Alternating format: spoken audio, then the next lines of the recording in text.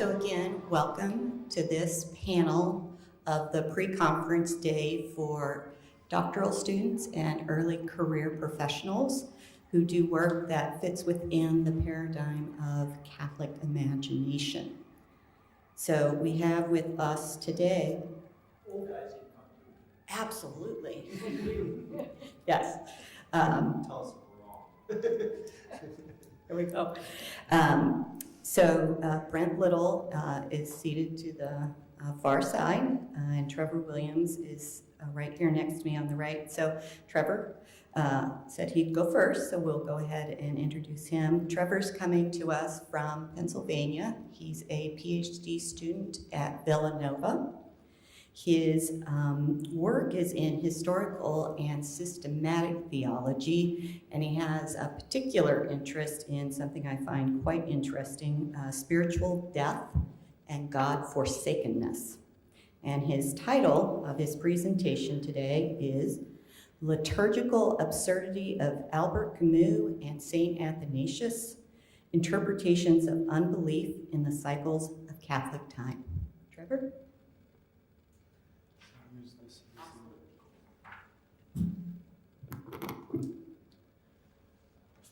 Hello, everyone.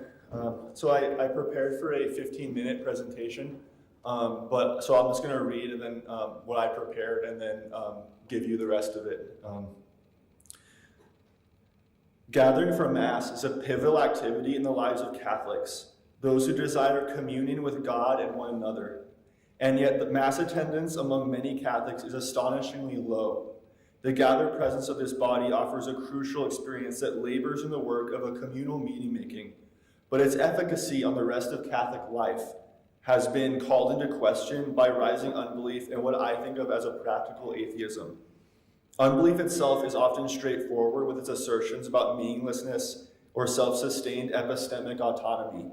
But one particular ex-Catholic who grappled with such concerns in a literarily constructive way was the French author Albert Camus. His philosophical essay, The Myth of Sisyphus, is no less literary in its dynamic reinterpretation of the ancient Greek myth. I turn to Camus and his philosophy of the absurd to ruminate on questions of meaning and its relationship to Catholicism. Practical atheism hinders the Catholic imagination in those who become enamored with modernity or believe the decadent promises of a political party. Mass narrates nothing in lives so lived, since it serves merely as a weekly obligation, one that forces the individual into a cycle that is disjointed from reality, without recourse to labor, justice, or the proper narration of these elements in time. The semiotic question was one of the problems that Camus addressed in his Myth of Sisyphus, but another thinker, St. Athanasius of Alexandria, pondered this issue with an analogous grasp of the absurd. Ancient Greek thought was keenly active in the Christological debates of the First Council of Nicaea and in subsequent definitions of faith. Athanasius, like many Christians of his time, connected to the prevailing philosophical milieu of his culture and recounted the stakes of the Incarnation in ways that made sense in the Stoic lexicon of ideas. This mix, deriving by necessity to discuss the nature of the divine-human relationship and the degree of Christ's human nature, gave a distinct life to Athanasius' book on the Incarnation. Athanasius imagines our prevailing corruptibility and looming death, one of bodily life and the very possibility of being.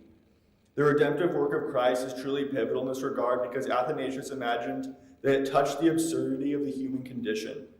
Connected by their engagement with Greek questions and different notions of the absurd, Camus and Athanasius point to a liturgical insight for Catholics who struggle with the pressures of our secular age, a secularity that stifles the Catholic imagination and reduces the movements of a healthy liturgy into a kind of ignis fatuus, away from the world. In this paper, I will read Camus and Athanasius together, analyzing their approaches to what they believed was absurd about the human condition, and through these differences, the imagery of the Myth of Sisyphus will help narrate not only the deficiencies of liturgical meaning-making, but also its patterns of transcendence and that narrates secular life. Camus is known for his philosophy of the absurd, creatively embracing the contingencies of human nature. The Myth of Sisyphus serves as a moving sample of resistance that draws on the popular figure of Greek mythology, reinterpreting the traditionally nihilistic figure in the characterization, Sisyphus is the hero of the absurd.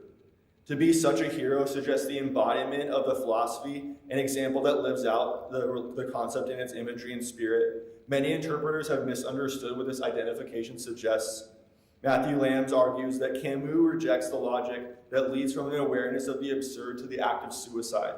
The absurd, which Camus has taken as a starting point only to his thinking, is not taken as a conclusion, which results in an ethic that Camus argues must operate outside the comforts of such abstract philosophies. The absurd is a feeling that humanity realized about itself that must not be cast into a representative permanence or continual stasis. Lamb also notes that Camus set to the task of laying the groundwork for an emerging ethic based upon rebelling against such a position without compromising the integrity of the absurd. Camus wanted to acknowledge the absurd, resist the challenge of suicide, and build an ethic that was devoted to the sacredness of life. The absurd marks Camus' interpretation because he embraces human consistency. Athanasius frames the absurd in an analogous way, suggesting that the human condition is autopone, meaning it is out of place and consequently absurd. Humans turned away from the source of life and leapt toward a destiny of deathly corruption, in Athanasius' view.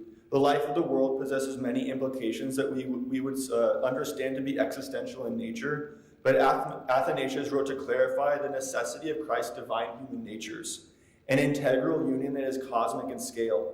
In the corrupting, frayed connection between humanity and divinity, Athanasius saw a sign that the human being, made rational in the image, was disappearing, and the work made by God was being obliterated. The cycles of time wore away at the foundations of being, and soon nothingness would testify only to the absence of all. Camus saw what seems to be a fundamental spirituality in humanity's existence as well, an interpretation that lives in his appreciation of Greek philosophy. As one of the classic allegories of the human struggle with existence, this myth, the story of Sisyphus, who was cursed by the gods for his treachery, condemned by the gods to roll a boulder up a hill only for it to plummet to the bottom before reaching the summit, Sisyphus has traditionally represented the notion that life is ultimately meaningless. Indeed, it would seem that nothing Sisyphus does matters because it will not be remembered or celebrated by anyone. The unfinished task of existing is all he had. Camus passionately narrates the significance of this image, saying that all Sisyphus' silent joy is contained therein. His fate belongs to him. His rock is his thing. Likewise, the absurd man, when he contemplates his torment, silences all the idols. This narration highlights the joys of Sisyphus rather than his torments. Silencing idols is to acknowledge the epistemological limits of human experience and knowledge. According to Matthew Sharp, the myth of Sisyphus claims that even if the world and human experience has some absolute meaning, we can never legitimately claim to know or command it. Camus wants his readers to know that, and he quotes, "The absurd is not in man nor in the world, but in their presence together. For the moment, it is only a bonding uniting them. It is both infinitely simple and infinitely complicated. Its first distinguishing feature in this regard is that it cannot be divided. To destroy one of its terms is to destroy the whole." For Camus, unbelief does not mean giving up. It demands a digging deeper into the problem of death. The inevitability of decay and loss are simply a part of the human condition. Camus describes this universe as one restored to its silence, which allows the myriad of wandering little voices of the earth to rise up in his words. Unconscious, secret calls, invitations from all the faces. They are the necessary reverse and the price of victory.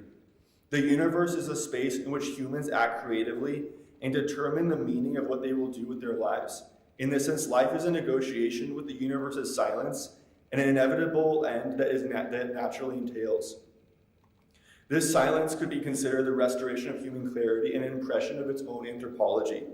Sean Ealing comments that nihilism entails a rejection of transcendence, as transcendence refers to knowledge or values beyond the realm of human experience.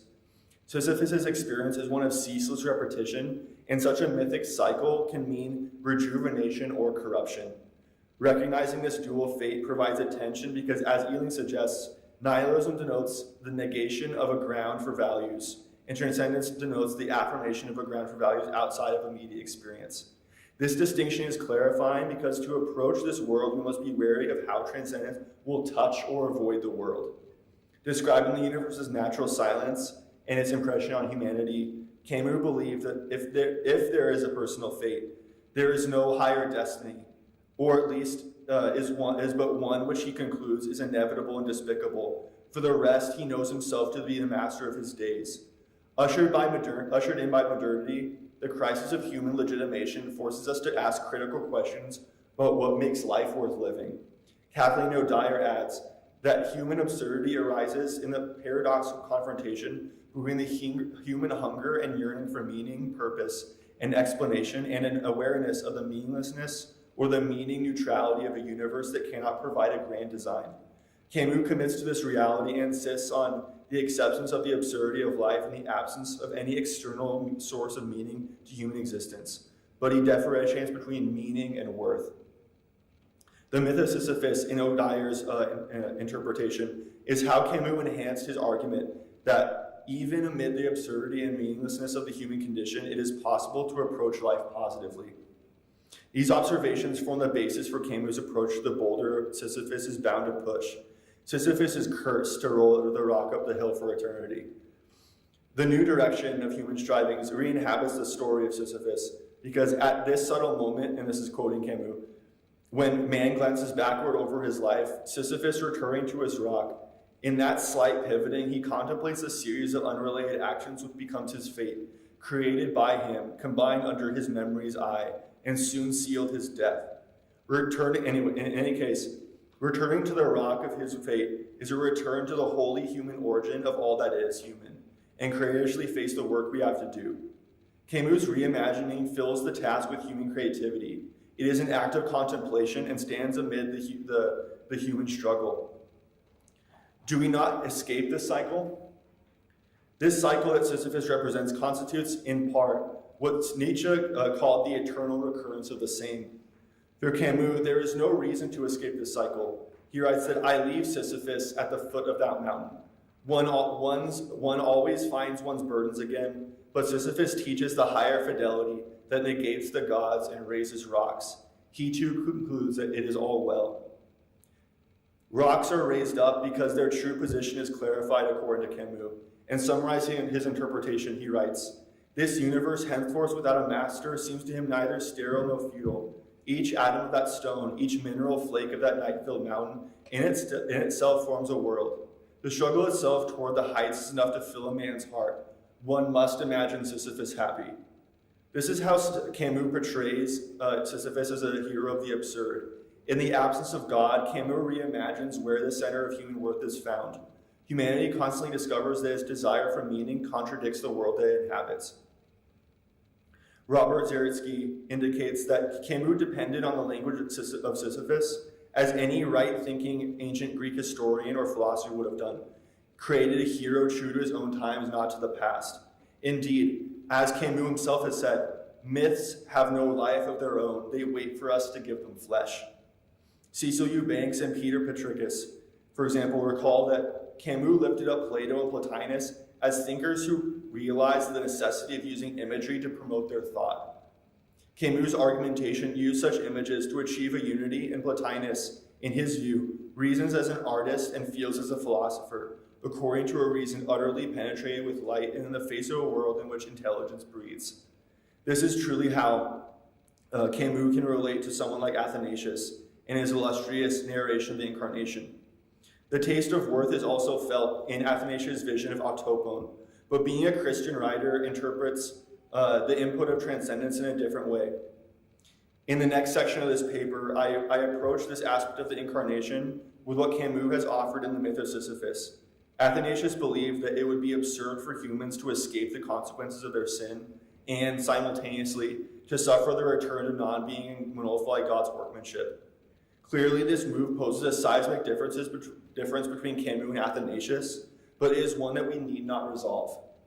It is enough that Athanasius argued that humanity needed God's direction and intervention because the powers of divinity would renew even our darkest depths. For him, the threat was more than natural death. It was the deleterious movement towards nothingness. God became human to give humanity the opportunity for incorruptibility. Such promises of transcendence are denied by nihilistic visions and related ruminations on the absurd. So in the last, there's actually two more sections of this paper. And it's 30 pages, so I can't read it all here.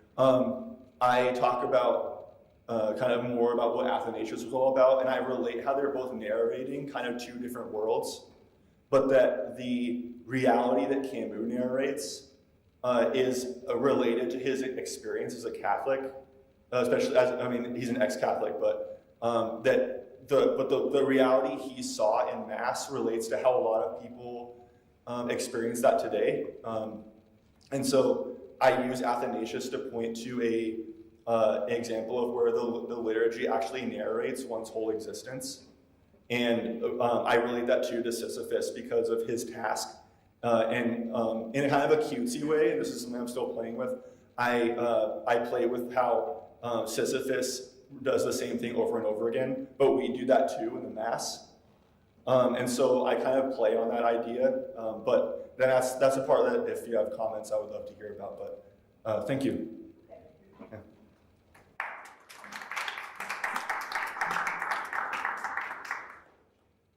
So I think we'll hold the Q&A till the end, so if you want to write down any questions based on Trevor's presentation, I'd encourage you to do that so it doesn't disappear out the window.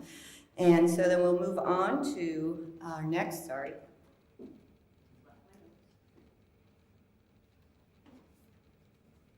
So I want to welcome Joe Simmons. Bill. Oh, sorry. Am I in the wrong place? No, Bill Gonch. I think you're in the wrong place.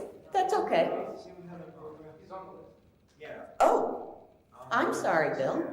Joe is also on the list. So. Bill, sorry. The poetry downstairs ran over, so Joe might also be on display as well. Gotcha. Okay. That's why I apologize for being late. I didn't realize you guys were starting up here because the previous event was still going on. So I'm Bill, and Joe hopefully will be here shortly. Wonderful. We'll Okay. have a full panel then.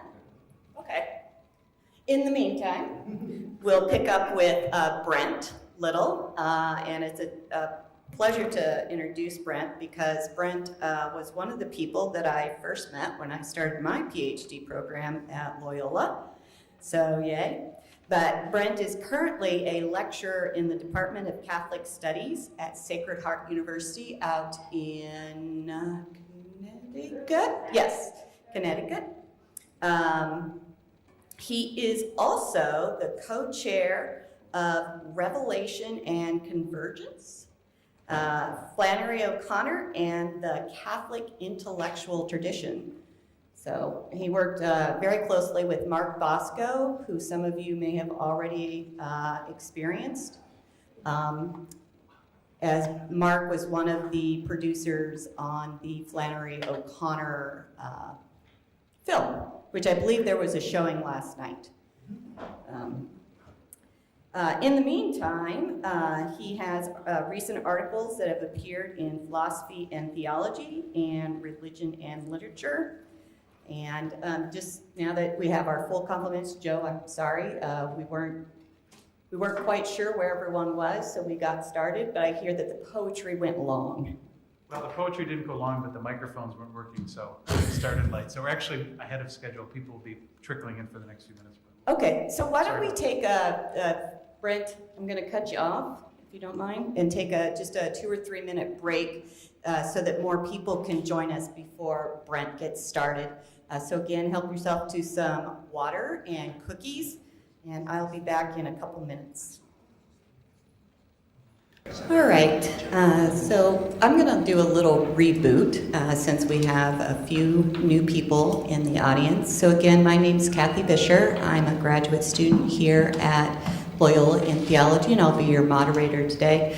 We did get started before some of you came, so Trevor's actually already given his paper, but I asked him to do some cliff notes while we're listening to the other presenters so that when we get to Q&A, he can kind of just give us a quick review so that you can, if you have questions that relate to other presentations, we can dive into that.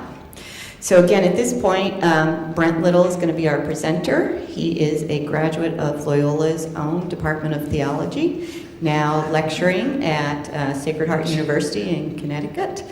And his presentation again is what, Brent? I gotta remember myself. Patterns of Belief in Contemporary Short Stories. All right, Brent Little.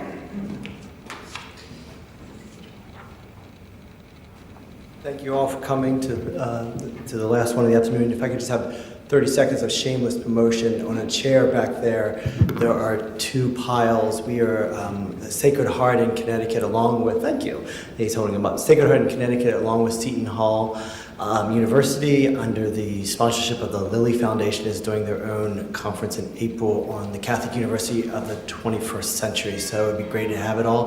There's sort of the general poster back there along with the call for papers. You'll see in the poster that one of the plenaries is Paul Mariani, who I'm sure all of you know is getting the Lifetime Achievement Award tonight. So it will be great. We hope it will be a great conference. You finished, right? Okay, and just second thing, we have a brand new full-time faculty line in Catholic Studies that opened up Sacred Heart. The search is on. If you know anyone or you yourself would be interested in that, please talk to me, but please also search online for the application. And it's interdisciplinary department. You do not need a theology degree to apply. And Yeah, sorry, Freddie. Ask flag bags, raise your hand and I can deliver. You didn't get one. So sorry about that. Please, Brent, thanks. oh, sure. Thank you, Mike. Many scholars have frequently noted, and sometimes bemoaned, the state of contemporary Anglo-American Catholic fiction in comparison to Catholic fiction of the mid-20th century. In 2012, Paul Elie lamented that while characters in contemporary Catholic fiction might value the Christian faith, the stories themselves are not particularly concerned with exploring or depicting the nature of belief itself. Nor is there much proof that contemporary authors seek to make faith believable to a largely secular audience a la Flannery O'Connor or her fellow Catholic writers of 6 decades ago. 1 year later, Dana Goya makes a similar complaint. While many Catholic authors follow their faith quietly, he notes, most young writers no longer see the religion as a core identity in spiritual or aesthetic terms. Meanwhile, Gregory Wolfe offers a different perspective. If O'Connor insisted that a Catholic writer needs to jolt her secular audience, her famous shout, current writers take a less confrontational approach to their audiences. Quote, in a time where all master narratives are under suspicion, contemporary Catholic writers have taken a a quieter and more intimate path. By and large, contemporary writers have felt more freedom to depict their characters' religious experiences and tensions directly, and more often in whispers rather than shouts. Unquote. And what follows, I explore 3 contemporary short stories, each of which depicts a priest as either a protagonist or pivotal secondary character, and each of which I argue demonstrate Wolfe's description that in contrast to earlier Catholic fiction, contemporary fiction more often whispers to its audience than shouts, thereby making a gentler invitation regarding issues of faith and belief than older Catholic writers. A point of reference in this dialogue is unsurprising, O'Connor. Her short stories present the action of grace as a sharp, violent corrective to atheistic or agnostic forms of faith. If priests appear at all, they are secondary characters whose presence and actions are disruptive of the protagonist's prevailing ideology. In contrast, the recently deceased John LaRue's The Expert on God, Phil Clyde's Prayer in the Furnace, and Kirsten Valdez-Quay's Ordinary Sins, although differing in tone, depict priests plagued by troubles and a sacramentality that is more difficult to discern than in O'Connor's fiction. Religion's faith, therefore, is depicted with much greater ambiguity. These short stories point to a pattern in the contemporary Catholic literary imagination. Whereas O'Connor's fiction presents faith with a bold firmness, contemporary fiction emphasizes that faith remains intertwined with uncertainty. Nonetheless, a critical faith is upheld as not only possible, but also as a source of hope. By faith, I refer not to consciously articulated beliefs, but faith as a worldview that defines one's interaction with the world and others. Or as the theologian Terence Tilley defines it, faith as the relationship between one and the irreducible, energizing source of meaning and center of value in one's life. Amongst American Catholic writers, there are few who have achieved the literary promise of Flannery O'Connor, and I doubt I need to explain why I claim that to this audience. But just as pointed out, pride is the most frequently depicted sin in O'Connor's literary universe. And the source of a protagonist's pride is often also his or her initial faith. A pattern in O'Connor's stories is to feature characters who have their prior faith deconstructed and their illusions ripped away to reveal an idolatry and a false god. This idolatry usually stems from modernity's faith in human constructions of meaning divorced from a transcendent ground or horizon.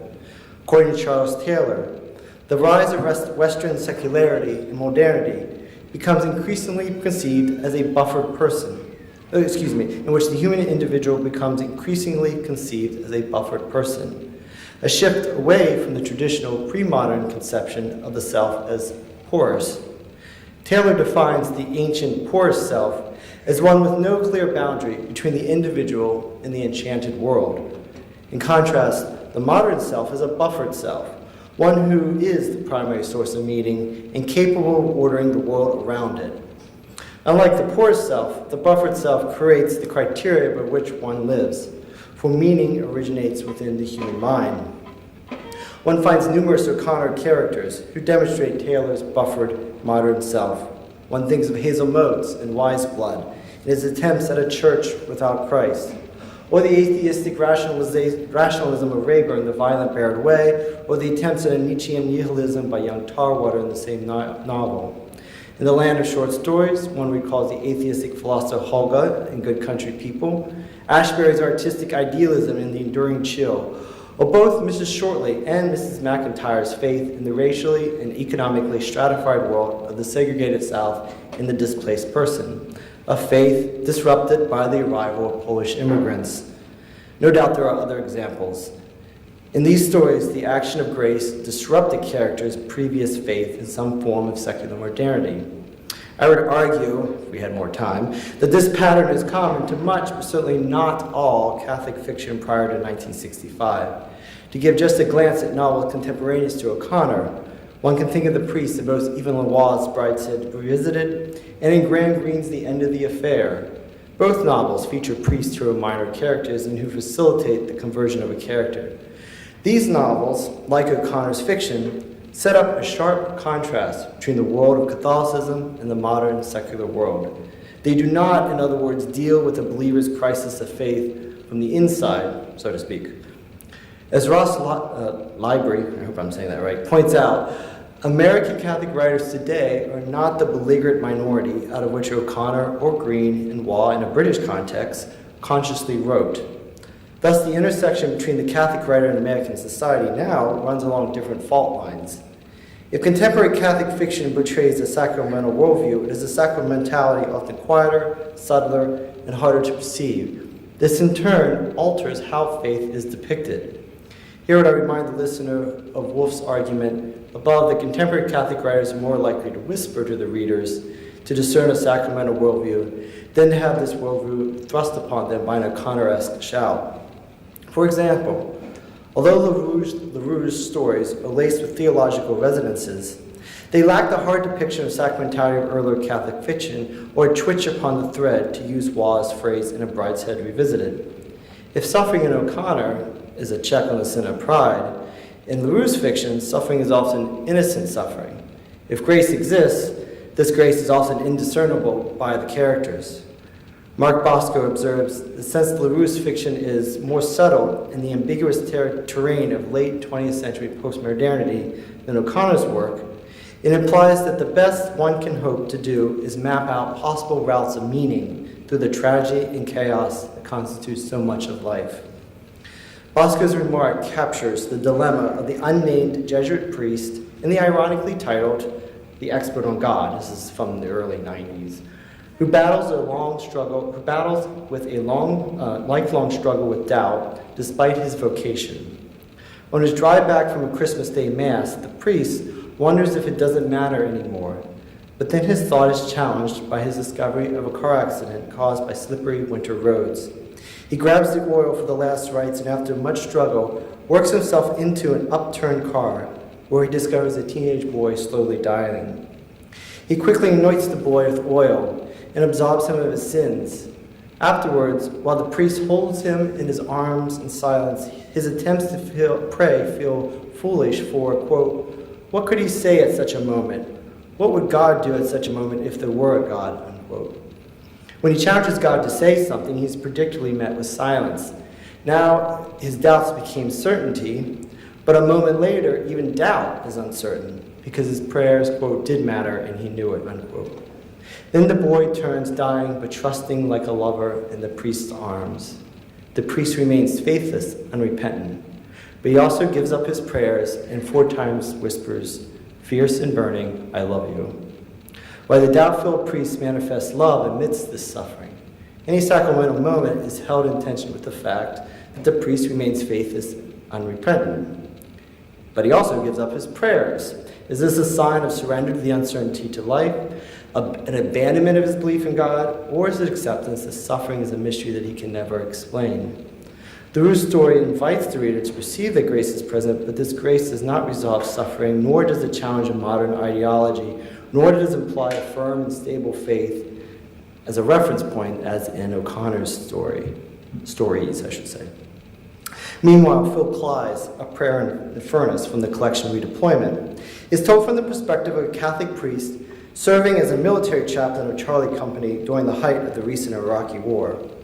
When the Marine Rodriguez approaches Father Jeffrey after his best friend is killed, Rodriguez implies that his company committed wartime atrocities upon civilians in retaliation.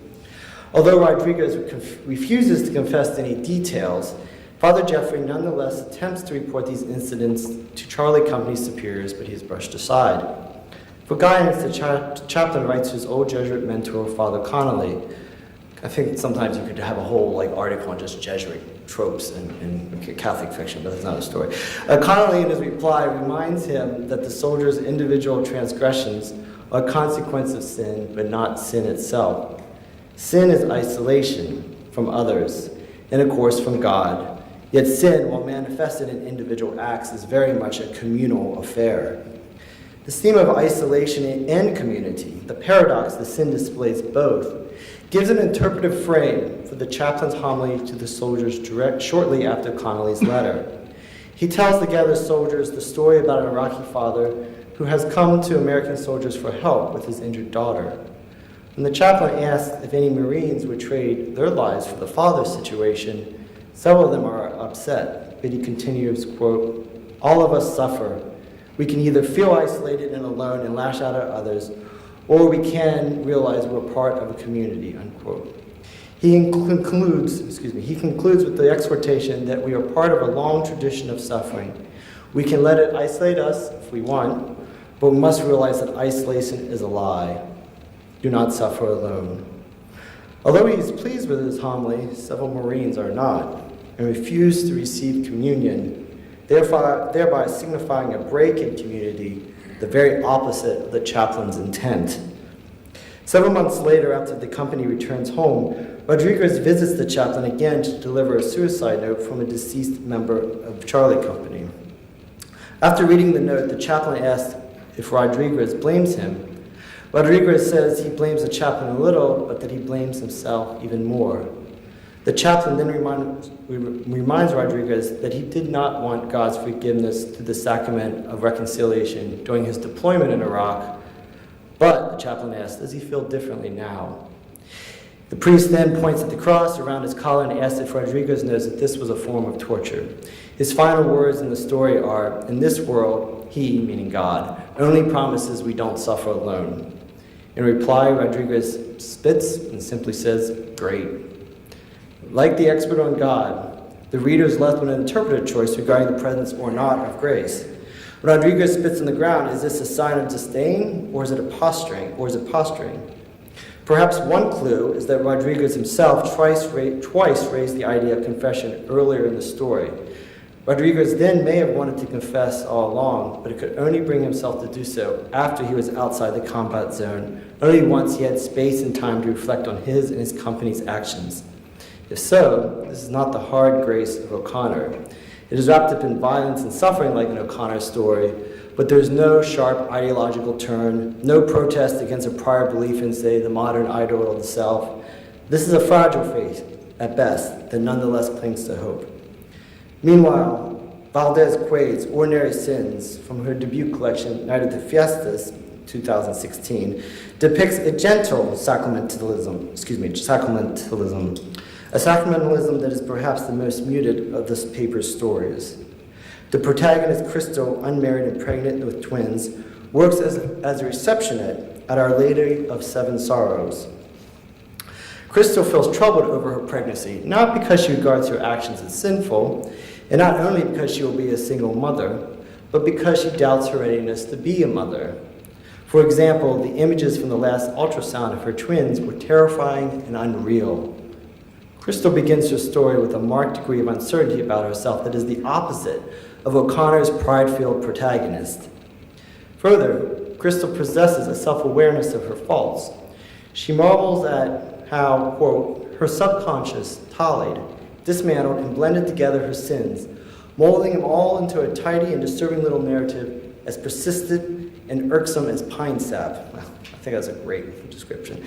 This curious description indicates that Crystal flattens out her sins, that all of them are of the same importance, blended together, yet these sins seem to stick like pine sap despite her efforts.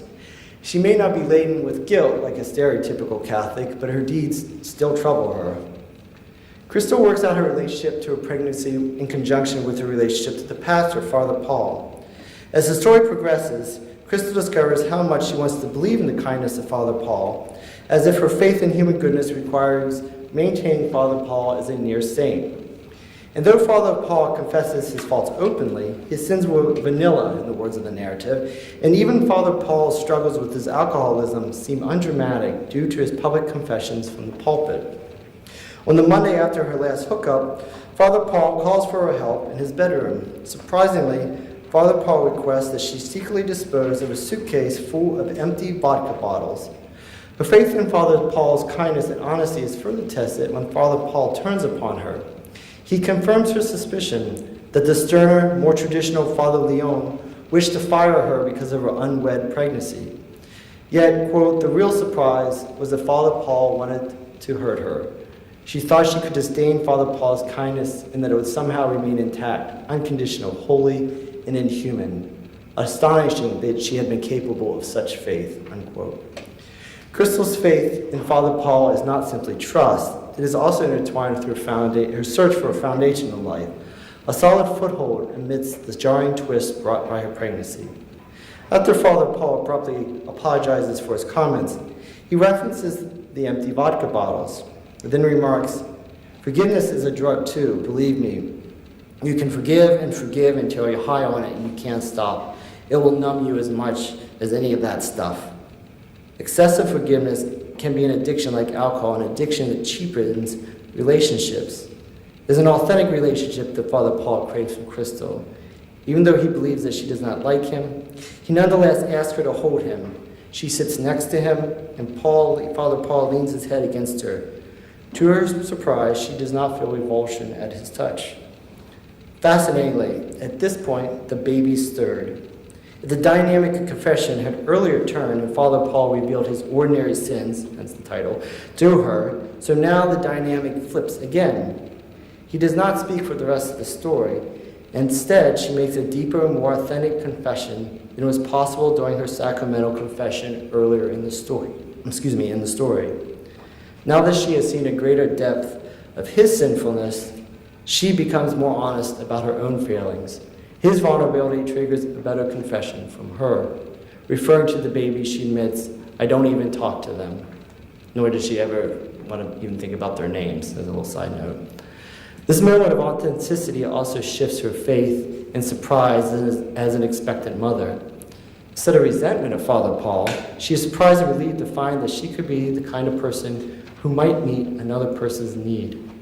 A priest might sometimes console in the sacrament of reconciliation, but she now comforts the priest. Crystal's moment of grace, her moment of insight, that's what I mean when I say moment of grace, her moment of insight is that she is capable of authentic relationships. As she comforts the childlike Father Paul, quote, she felt the baby shift, navigating the tight space inside her, unquote. There is a quiet grace in this alignment of Crystal's most important relationships in the story.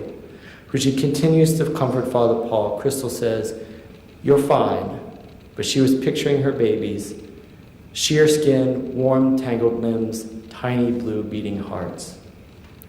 Through her ministrations to Father Paul, she discovers a previously unknown dimension of herself. She can be a mother to her twins.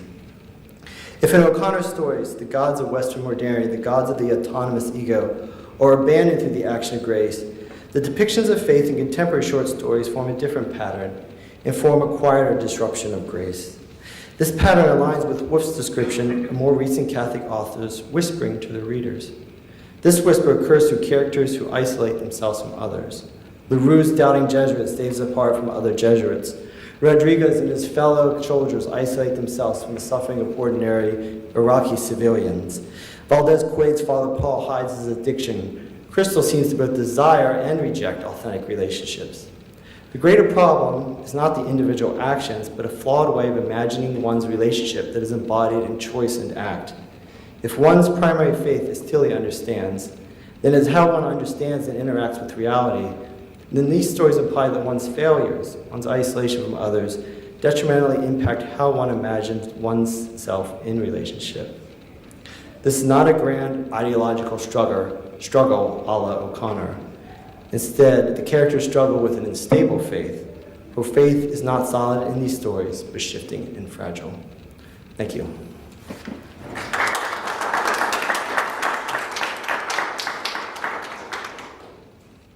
Thank you, Brent. Again, if you want to jot down any questions for Q&A, that would be great. Next, we have Joe Simmons. He's a Jesuit priest of the Midwest province. He credits Mark Bosco for opening his eyes to theology through literature. He's currently working on his doctorate at Campion Hall at University of Oxford on the Catholic imagination and writers bothered by God. His paper title is Bothered by God, Catholic Imagination, and Atheist Writers. Joe?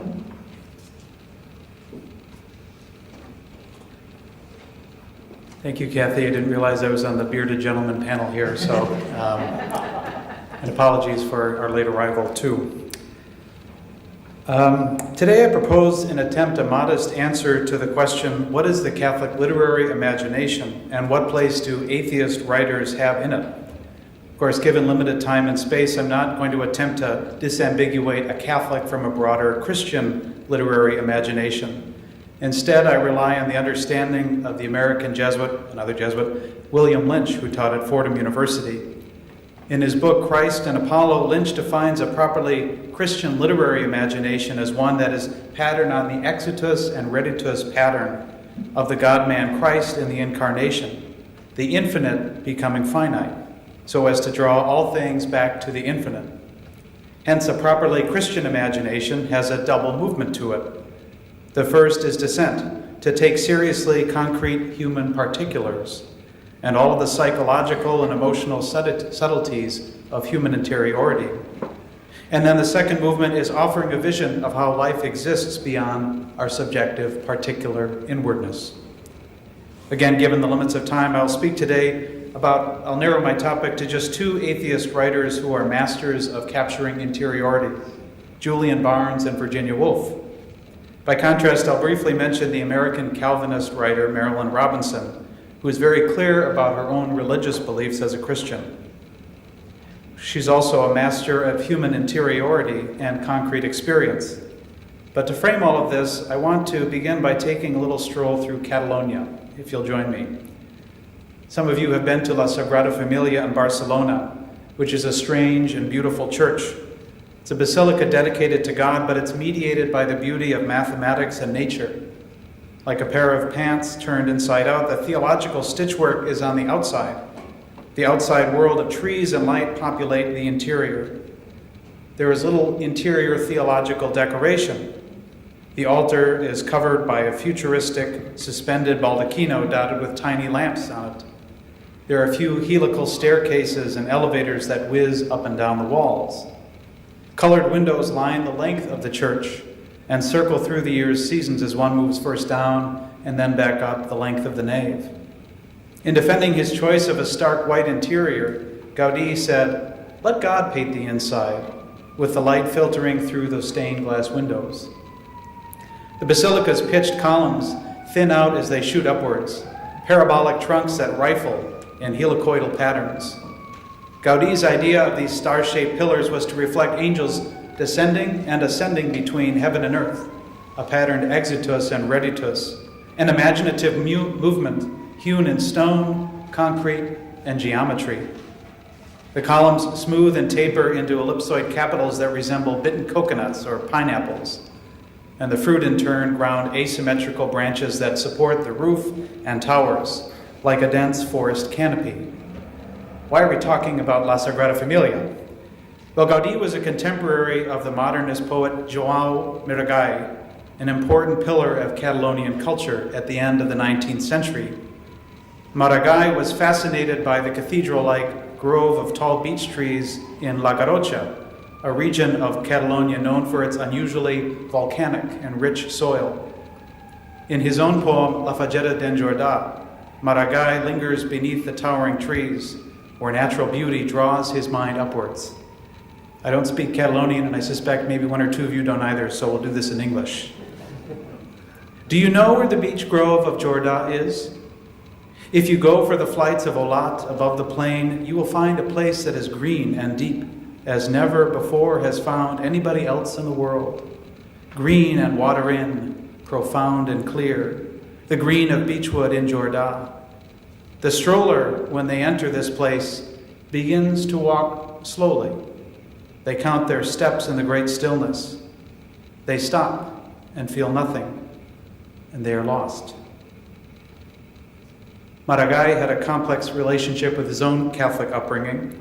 Although a pious youth, he rejected formal faith in adolescence, finding Christian language insufficient to the task of expressing his religious experience. And as an adult and poet, he settled into a romantic pantheism, and he translated Nietzsche into Catalan and celebrated the power of beauty as found in nature. Which brings us back to our topic today. We find a similar exitus from religious faith in post-Christian or expressly atheist writers of fiction. There are innumerable examples in the Anglosphere, and certainly in my studies people say, oh, have you read so-and-so? Oh, have you read so-and-so? My book list continues to grow, as I'm sure yours does as well. Maybe you think of Philip Pullman or Ian McEwan, Ayn Rand, just to name a few. But as I said, because of time, I'll only treat two, Julian Barnes and Virginia Woolf. Julian Barnes' 2008 meditation on death, entitled Nothing to be Frightened of, begins with a memorable jolt to the system. He says, I don't believe in God, but I miss him. This is no mere story of nostalgic subtraction. He writes, I had no faith to lose. I was never baptized, never sent to Sunday school. I've never been to a normal church service in all my life. I am constantly going into churches, but for architectural reasons, and more widely to get a sense of what Englishness once was. Barnes recognizes God's absence through the pains of aesthetic withdrawal, like the caffeine addict detecting the brain prickings of not getting his morning coffee. Barnes continues in that book, I miss the God that inspired Italian painting and French stained glass, German music and English chapter houses, and those tumble-down heaps of stone on Celtic headlands, which were once symbolic beacons in the darkness and the storm.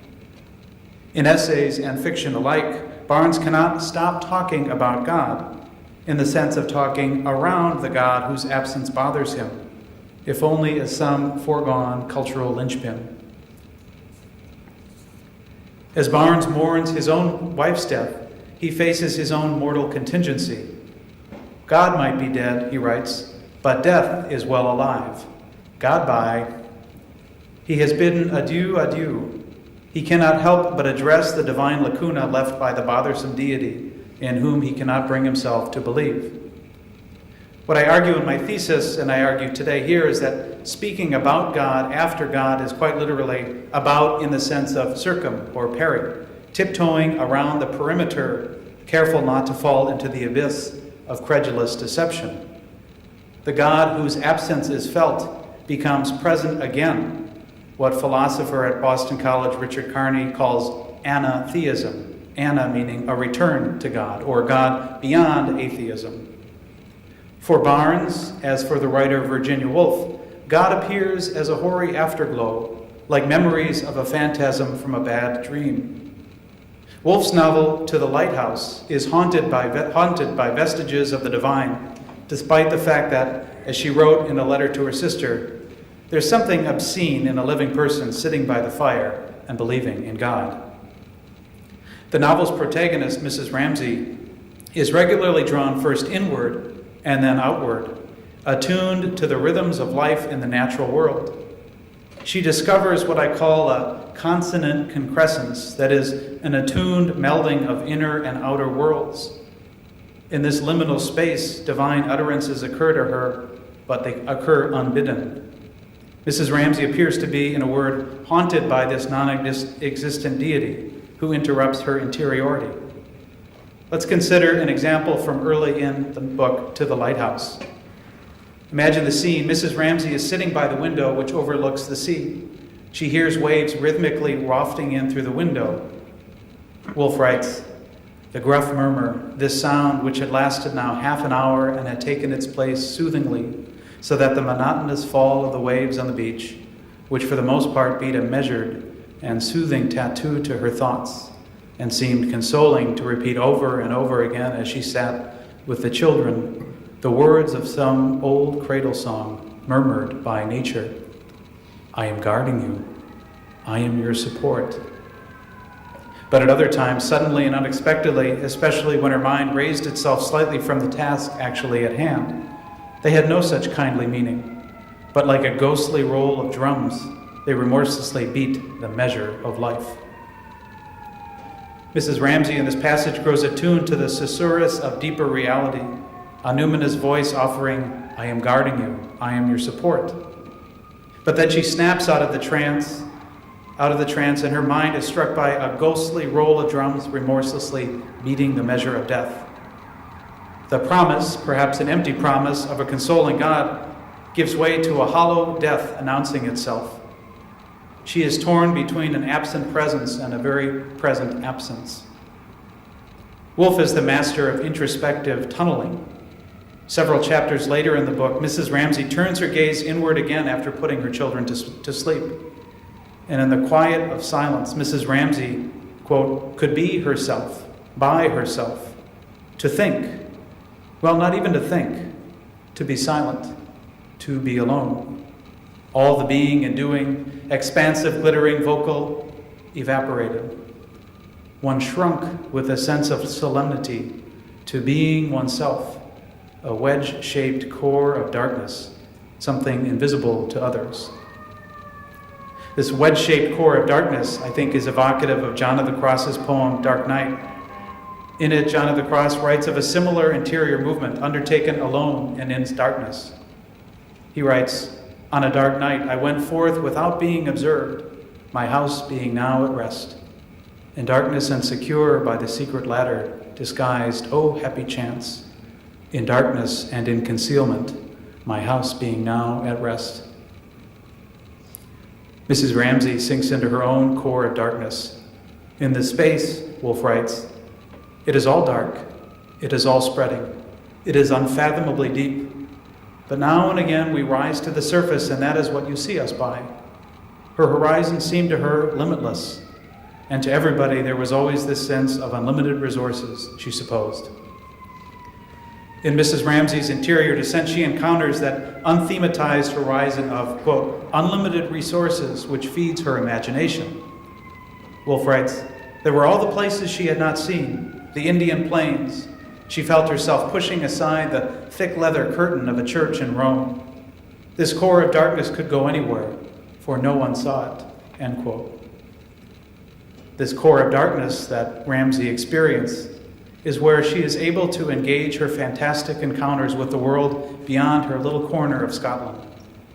Woolf captures what Gerard Manley Hopkins senses in deep down life from God's grandeur.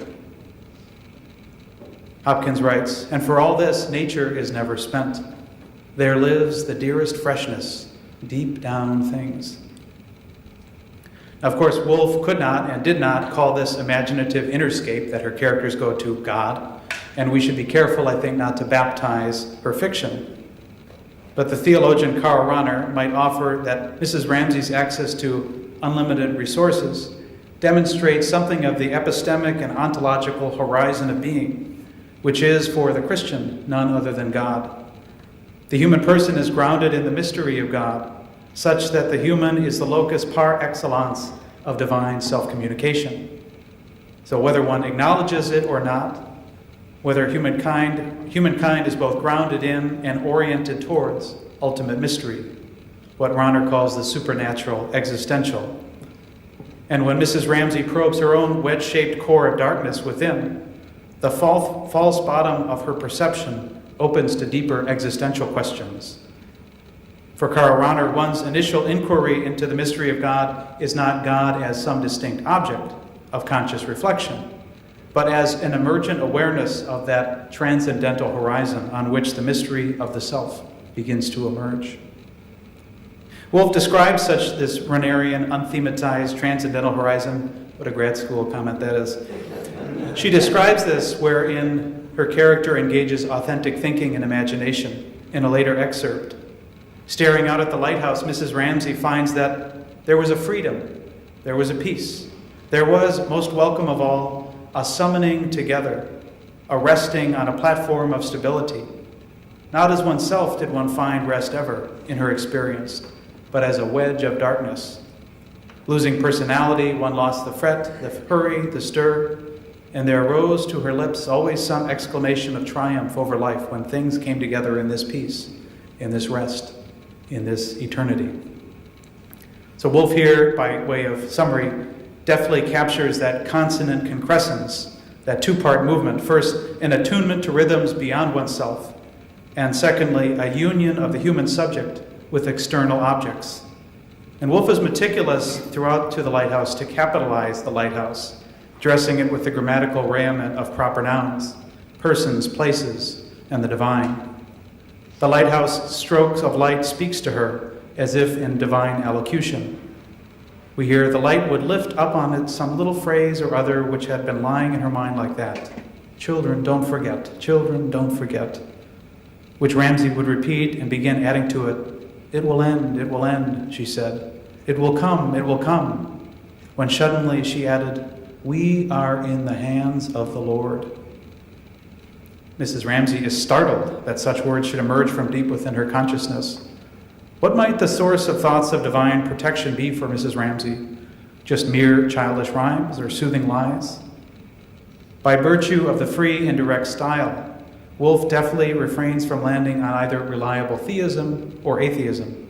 Instead, Mrs. Ramsay's ponderings capture what I mentioned, Richard Carney's idea of anatheism, the possibility of God after God has been formally rejected. She acknowledges the irritation felt at being trapped in by mawkish afterglow of received religion. But such a thought of God occurs nonetheless, as she and Virginia Woolf remain bothered by God. Marilyn Robinson is one of the other primary interlocutors of my doctoral thesis. Had I more time, I would give a full account of her theological worldview.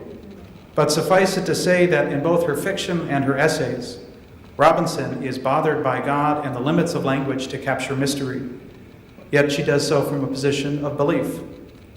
She writes, demonstrations of the failures of language are paradoxically demonstrations of the extraordinary power of language to evoke a reality beyond its grasp, to evoke a sense of what cannot be said. Robinson herself is drawn beyond the visible world precisely by her desire and inability to articulate perfectly what lies beyond her grasp. She continues, we live on a little island of the articulable, which we tend to mistake for reality itself. We can and do make small and tedious lives as we sail through the cosmos on our uncannily lovely little planet, and this is surely remarkable. But we do so much else besides. For example, we make language, end quote. And so we return to the question at hand. Can non-religious or avowedly atheist writing participate in the Catholic or Christian imagination, as we have defined it here?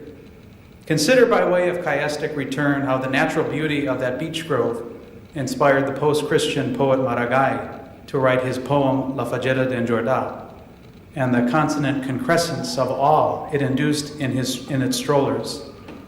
For Maragai, the beech tree canopy served as a beautiful enclosured prison. His poem ends, "The stroller forgets the rest of the world in the silence of that deep place and does not think about leaving or even going. They are grasped by the beech grove of Jorda, prisoner of silence and greenery." But this same forest inspired the proudly Catholic Antoni Gaudí to put natural beauty at the center of his church, but a beauty that underpins a theological vision beyond it, and that aging Julian Barnes recognized the confines of his own mortal coil, and the question of mortality awakens for him questions of religious belief, if only anatheistic questions. So the challenge for Catholic theologians, I suggest, is to take seriously the questions posed by atheist writers and our contemporaries. They describe the psychological strictures of interiority. They feel the pressing in of a closed ontological frame, to borrow a Taylorian phrase. We might see this as only one element of Lynch's Christian imagination, that immanent or finite descent, an exitus without a reditus. But if theologians can learn to speak in different registers, by considering architecture and poetry and literature, perhaps we can show the literary world that there are other ways of deploying our beautiful language, by speaking not around God, but to God. And if we open our own windows to what is beyond us, we might find God's light ready to shine in, illuminating the darkened beauties within. Thank you.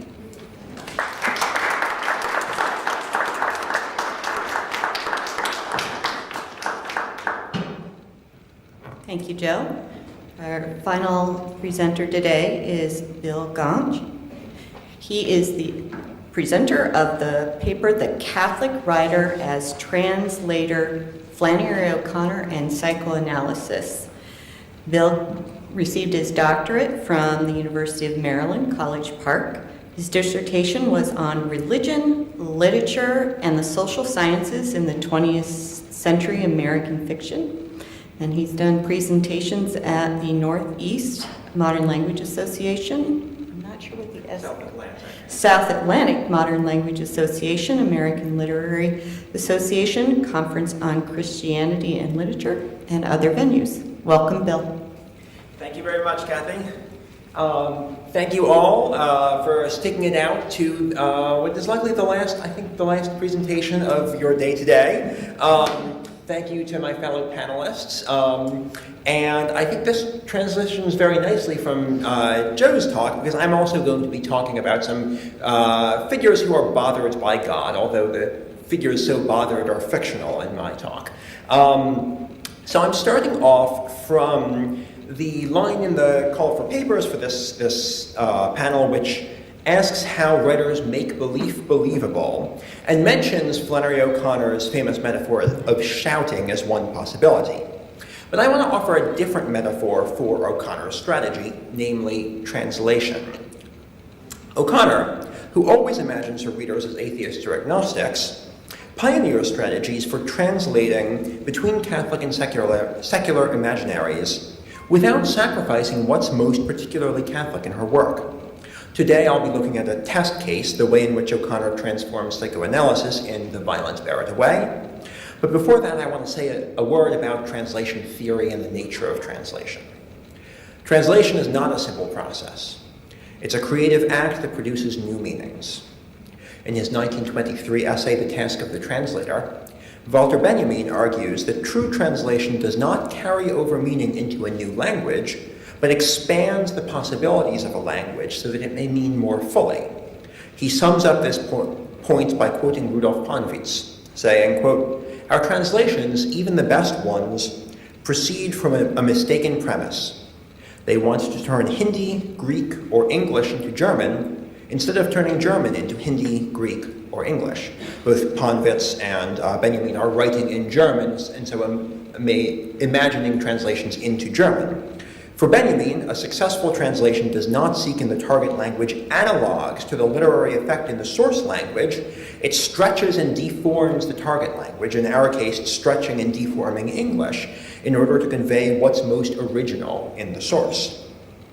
Now, of course, O'Connor is not a translator, But I think it's important to note the kind of openness that translation calls for, which leaves the target language irrevocably changed.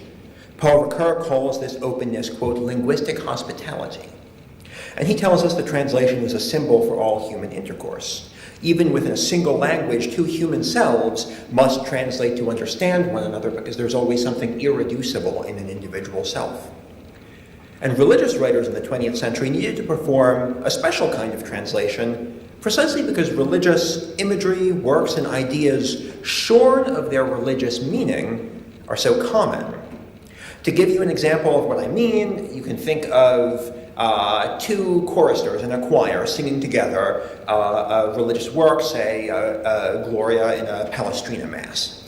There's no reason to think that, and suppose that one of them is a believer and one of them is an unbeliever. There's no reason to think that the believer sings more beautifully or feels more meaning or has any kind of finer aesthetic sensitivity by virtue of his or her belief in the matter at hand.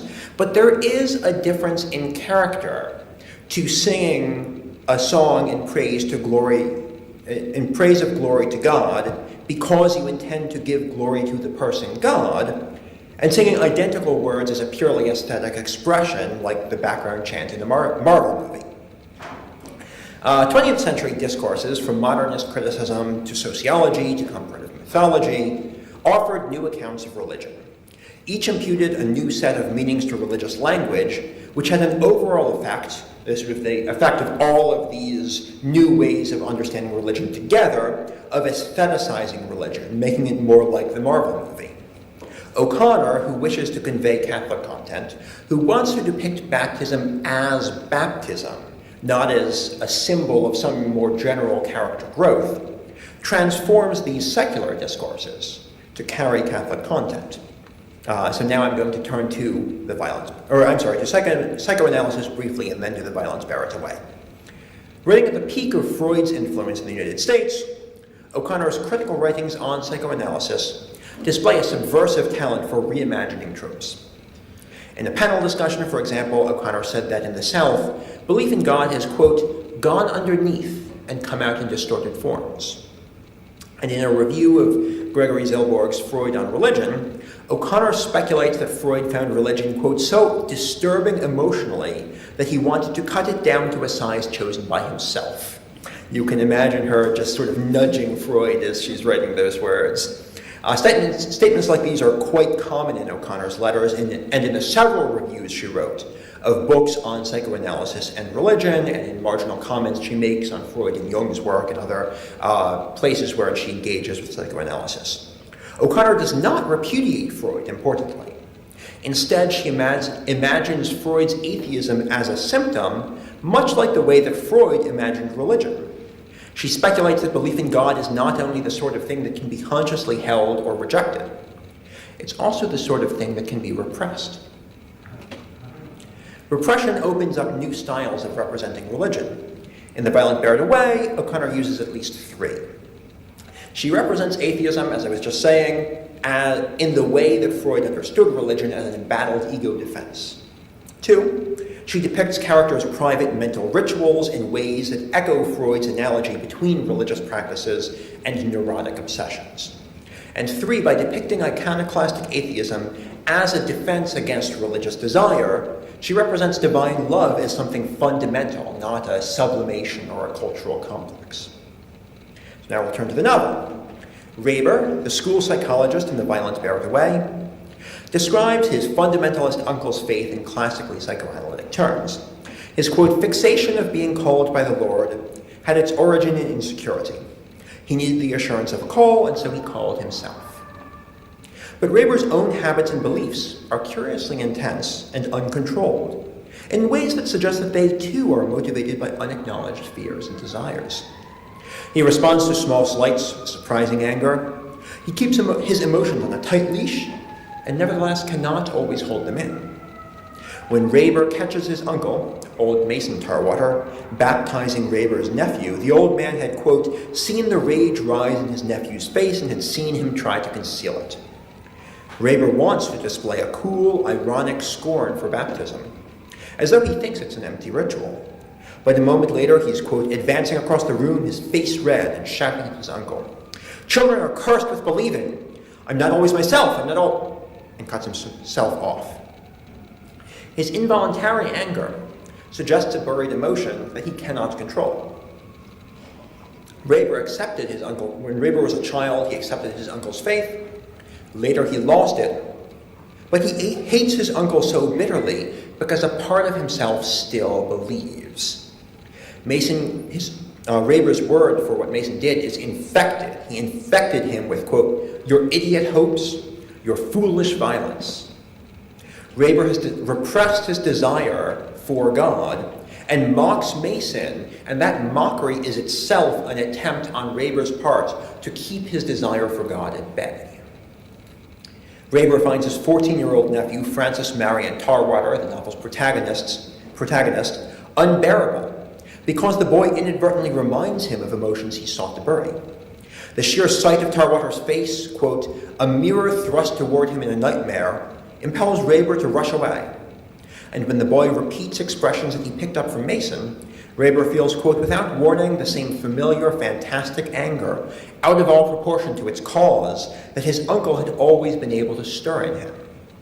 The old prophet and the young boy stir this same anger that he can't understand or control. Reber's anger is out of control because the boy stumbles on this strangely Oedipal set of feelings that Reber has toward his uncle. As Mason puts it, Reber, quote, loved me like a daddy and was ashamed of it. Reber uses small, private rituals to control his feelings in a way that recalls Freud's theory of religion and obsessional neurosis, which I mentioned earlier, behaviors that we now today would call OCD. In his 1907 paper, Obsessive Acts and Religious Practices, Freud argues that in both religion and neurosis, there's a repeated practice that's a substitute that serves to compensate for, quote, the fundamental renunciation of the satisfaction of inherent instincts.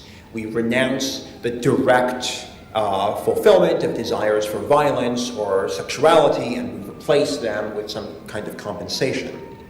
Both, Freud insists, are full of meaning, but not the meaning that the participants attribute to them. Just as an obsessive patient is unconscious of the deep meaning of his compulsion, quote, in all believers the motives impelling them to religious practices are unknown or are replaced in consciousness by others which are advanced in their stead. Most believers do not understand the symbolism behind their rituals, and even if they do, Freud thinks their true reasons for performing those rituals are unconscious and egoistic. They're ways of sublimating and expressing these hidden desires. Now, what Freud thinks is characteristic of religion comes, in O'Connor's hands, to be characteristic of unbelief. When Tarwater infuriates him, Reber, quote, says to himself in an effort to calm his irritation, this child hasn't had a chance. This idea that he repeats, that Tarwater hasn't had a chance, is a key element of Reber's worldview.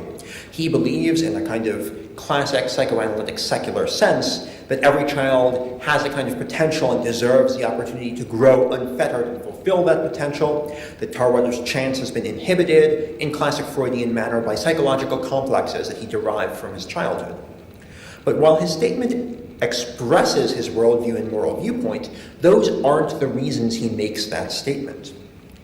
He makes it as a kind of token or mechanism to contain the anger that arises because Tarwater's statement reminds him of his uncle and thus his repressed love for God. Reber's repetitive statement becomes a religious practice in classic Freudian terms, a device for protecting his own self-image as someone who has claimed and declared his own autonomy. The primary feeling that Reber represses is his love for his son, a mentally handicapped boy named Bishop. Although most of the time he treats Bishop as though he were not there, quote, moments would still come when rushing from some inexplicable part of himself, he would experience a love for the child so outrageous that he would be left shocked and depressed for days and trembling for his sanity. If, without thinking, he lent himself to it, he would feel suddenly a morbid surge of the love that terrified him, powerful enough to throw him to the ground in an act of idiot praise. An undercurrent of profound transformative love threatens the life that Reber has chosen. Love is not a sublimation of some more fundamental drive, but is itself a drive and a desire that can be accepted, satisfied, denied, repressed, or sublimated. O'Connor thereby translates the Hound of Heaven trope of the sinner fleeing God into these psychoanalytic terms, which were very important in the middle of the 20th century. But in doing so, she transforms both psychoanalysis and the Hound of Heaven. The characters whom T.W. Hendricks called O'Connor's spoiled prophets become repressed prophets, defending their egos against love.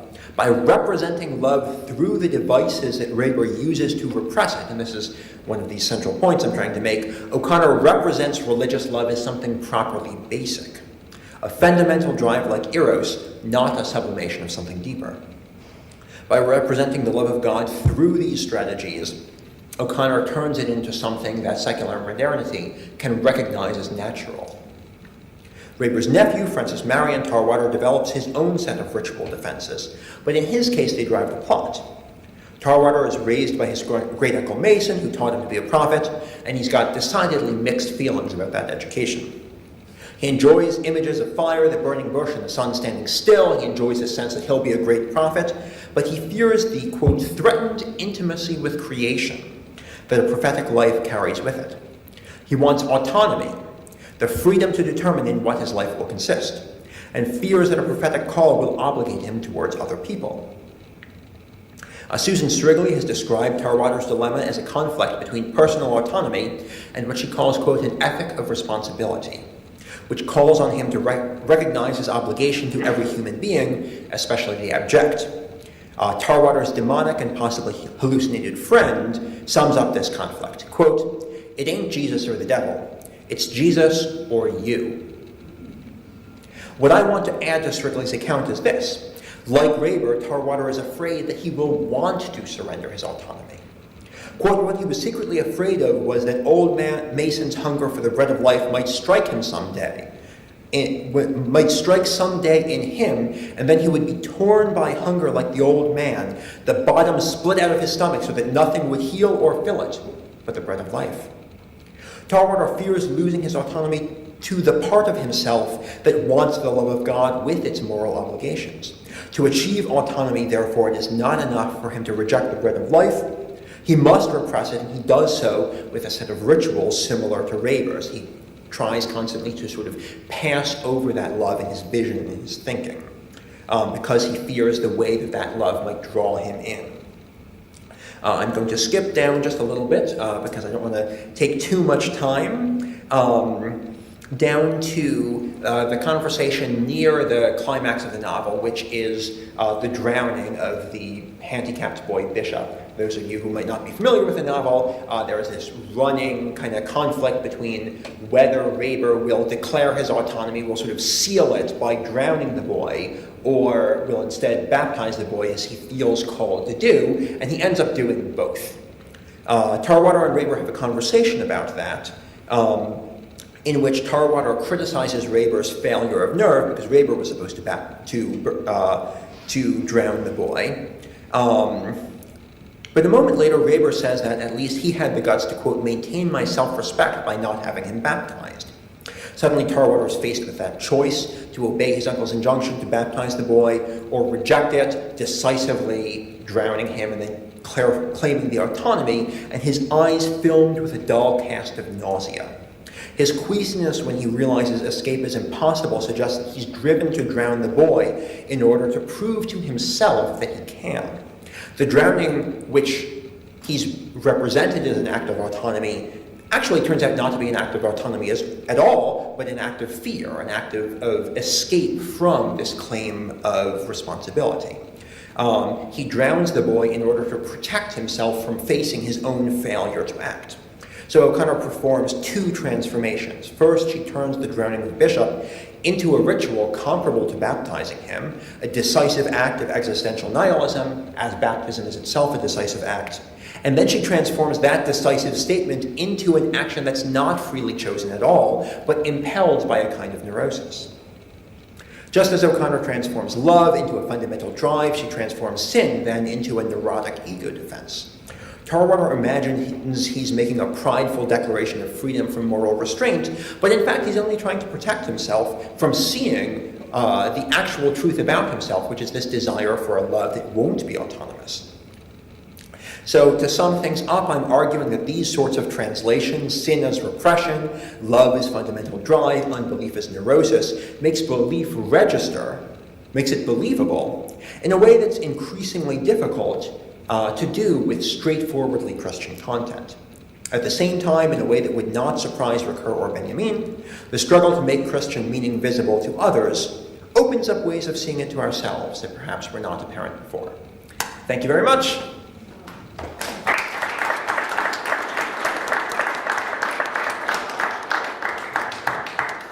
Thank you, Bill.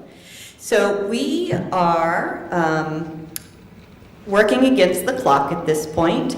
It's 3:34. If people are open to it, we'll go ahead and have some Q&A. If you are needed somewhere else, feel free to make that departure, but we'll try and limit it to maybe 3 questions for the panel, if that would be okay. So we'll take any questions.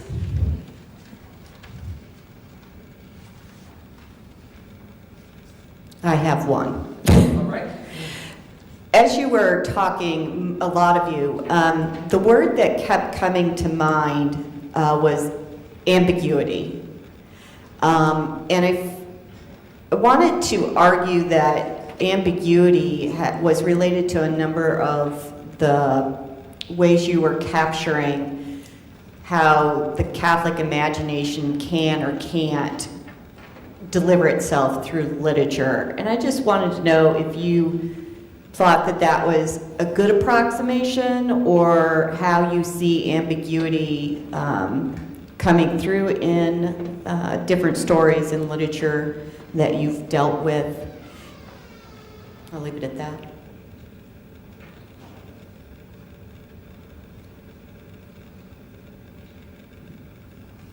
Just to start things off, I guess, just the first thought, I see literatures, so my degree is in theology, as Catherine mentioned, and I think the value of literature to theological reflection is that literature is much more comfortable with ambiguity. It doesn't, how can I put this? Even Flannery O'Connor said this, I mean, which is interesting, right? Because if you're tapped into O'Connor, you know, you pick up on things very clearly, but even she said that literature should not be apologetics, and that, you know, whatever it does, it's religious pornography, which I love that phrase.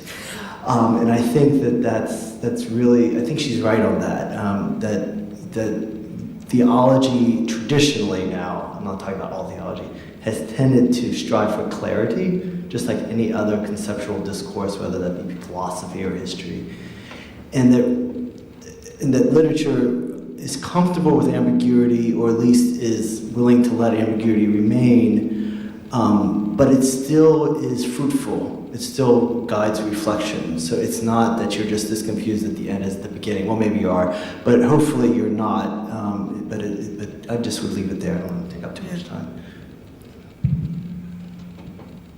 Yeah, kind of going off of that, for me, in a project that is about Camus and Athanasius, two very, very different people, I think ambiguity is really important just to avoid that apologetic kind of aspect, because it would be really easy for me, if I'm not careful, to like make Camus a 4th century theologian that was at the First Council of Nicaea.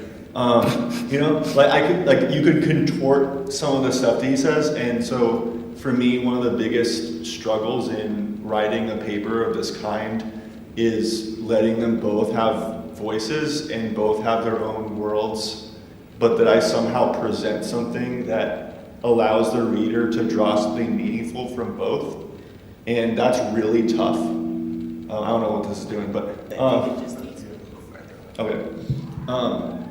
But yeah, so ambiguity is a powerful tool in that sense. But at the same time, I don't want to throw my hands up and say that I can't say anything. But a lot of that is giving, for me, is, at least, especially with Camus, is letting him speak enough to where, and I quote him way more than I quote Athanasius, just to try to do that. In terms of narration, letting him narrate as much as possible, so that the reader participates in the creation of what I'm writing. That's hard, but that's what at least what ambiguity makes me think of. Yeah. I could jump in here. Is this on? Yes, it is. Yeah. Excellent.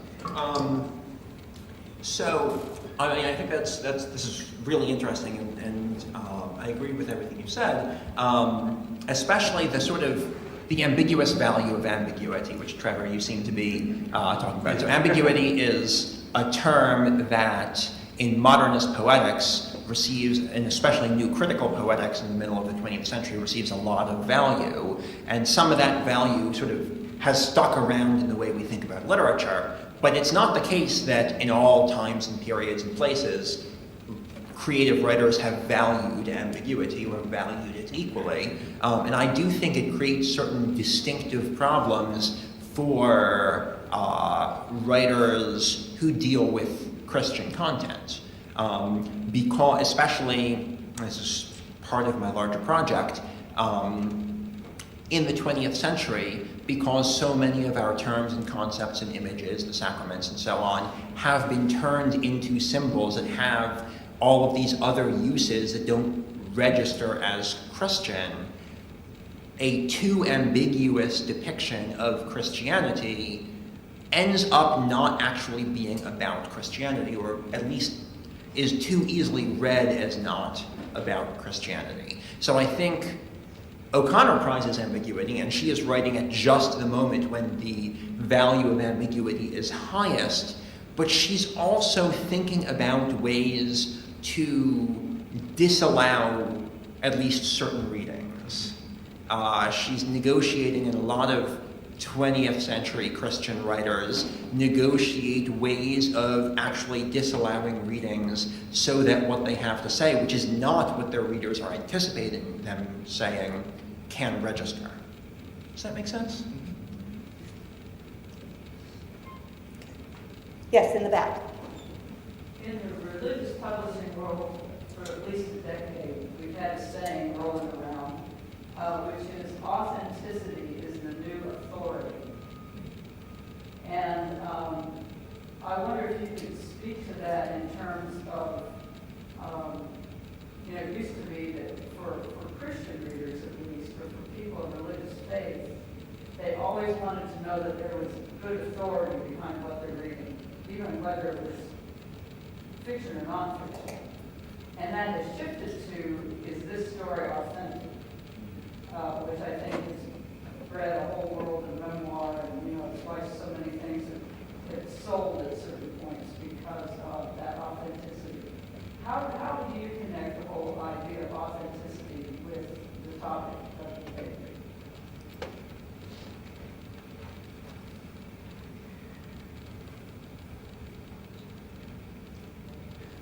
I can take a stab at getting things started if you want. I think that I'm not going to go so far as to say I'm against authenticity, but I think it is an overrated value in our culture and our poetics. I think that because of the way that it's become, I love that phrase, that authenticity is the new authority. There is a sense that there's a kind of power that comes from the sense of authenticity, from the sense that I'm actually telling you how things are, or at least how they seem to be to me, that ends up closing down the question of whether that perception is actually right. And one of the things that Christian writing really offers, and that I think a lot of our contemporary culture is lacking, is a transcendent standard, and therefore a sense that there is a background against which one can change. It's very easy for authenticity to end up shutting down change. If you think of a work like Augustine's Confessions, which traffics in a certain kind of powerful authenticity, but doesn't actually rest its authority in the authenticity. A lot of the power of that work comes from the tell it as it is approach and poetics, but it's not as though, but those feelings are not given transcendent weight. And I don't know, the writers that I find most compelling in the last 100 years or so are those that are most skeptical of authenticity. There's an Anglican theologian, Graham Ward, that I'm working with, and he talks about we're in a period of liquidity of religion, such that authority, it's not so much gone, but it's just sort of trickled down to the point where we're all kind of bastions of our own. I mean, it goes to the point that Trent was making about the buffer itself. Ideally, I think good fiction pierces sort of holes in that sense of knowing everything. And we have, in the history of literature, accounts by the narrator, I think of like Proust, where we're going along with the narrator and we realize maybe they don't have a full grasp on reality. And I think examples like that where there's a turn at the end, sort of like, are we really to trust everything in the narrative, in the narrator? On one hand, that seems sort of like a postmodern dodge, there is no truth, or just saying maybe there is something more than just my own felt experience of the world, and that there's a greater, there's something beyond just sort of my own personal authority. So I also think that just by virtue of reading another text, by reading a book, we're sort of displacing ourselves as the center of the universe, and we're trying to be entertained in the sense of held between myself and a text. So that the value in reading fiction is that displaces myself as the center of that authority. That's what I'd say. When you asked, let me make sure I get it. Authenticity is the new authority. Is that? Yeah, and what we mean by that is in terms of what attracts readers. We're talking about the marketplace. We're talking about, right. Staying in business. Right. Is that readers have developed a higher respect for a story honestly told, whether it's a memoir or anything else, than someone who just writes something on the foundation of religious authority, Yes. whether it's doctrine or church or any kind of system. So that's what I mean. Yeah. So when you said that, I actually had two very thoughts that were in some ways completely opposite of each other. The first thought was, is this part of our larger cultural milieu that social media, every photo, right, selfie, everyone looks happy, everything's perfectly staged, everyone has tons of friends, et cetera, et cetera. And at the same time, our religious institutions, by and large, are discredited or at least a weakened authority for very many reasons. The second thought, where my mind went in a complete opposite direction, was the line, one of my favorite lines from the British Catholic novelist Muriel Spark, when she said, fiction is a pack of lies, and that out of that some truth emerges. And I love that paradox, that's classic Spark, like the ambiguity, speaking of ambiguity, and I guess what I would just say is that what do you mean by authority or authenticity in a fictional context? And I'm not sure I think maybe these two have a better grasp of what a good answer to that question is, but I actually have a hard time. I'm not sure what I would say to that for us today. Like, what makes a piece of fiction authentic when, as Muriel Sparks says, in some ways it is a pack of lies. So I'd have to leave it at that. What I thought of with your question was, it's just too healthy. It's all the negative energy. So authenticity is the new authority. It made me think of when I tell people what I do, and they say, oh, well, I'm spiritual but not religious.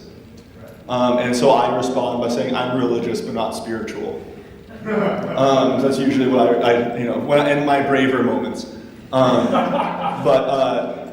I think about how, what has brought us to this point with the market, and I kind of talk about that at the end of my paper, because I discuss mass attendance, and so the ideas of ritual and repetitive practice for a lot of people seem inauthentic, but for me those are the most meaningful things.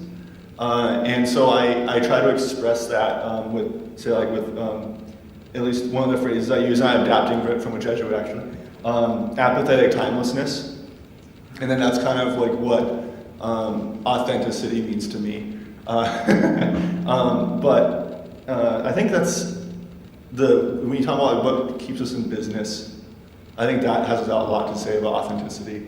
But I think that's all I have to say about that, but thank you. Yes, Douglas? As an amateur theologian who had to teach math to support my family, the root of absurd, the irrational number, the gift that I've gotten by being here is we always try to make it rational, but we know it's going to continue. So that's part of the keep pushing up on what rolls back on us.